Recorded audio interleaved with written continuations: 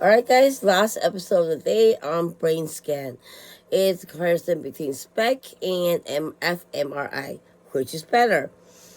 I'm not an expert. I'm not a doctor, so talk to a doctor about it. But I can only provide what information that I've collected that are factual. Sorry, guys. All right. So, fMRI is a higher quality test than SPECT, not PET, but SPECT, for a few reasons. However, which functional neuroimaging tests you need depend on your situation. The spatial and temporal resolution of fMRI is significantly better.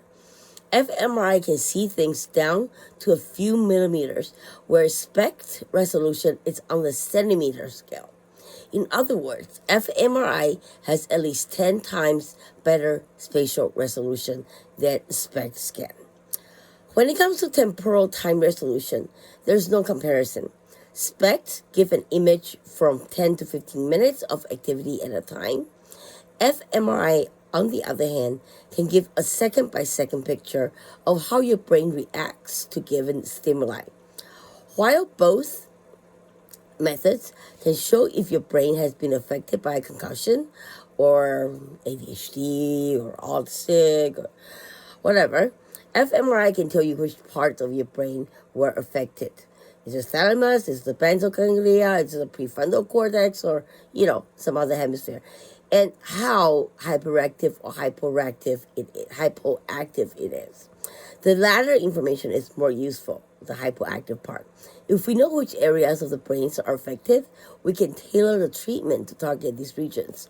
And I think I'll talk a little bit about ECT, which it's electronic compulsion tomography.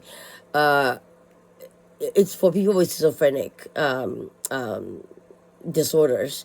And one of my best friends is schizophrenic. She's a very high functional schizophrenic, but she gets ECT scan done like every six months, and the follow up and all that. So maybe I'm not saying like zap people with ADHD, because I definitely don't want to be zapped, but if that helps, hey, maybe I can be the Rain Man one day. So, conclusion: knowing whether you need an fMRI or SPECT scan comes down to a matter of how much you need to know in order to receive the effective treatments, and what kind of treatment you need, and what do you need in general. If you are suffering from post-concussion syndrome, a SPECT scan is better than nothing.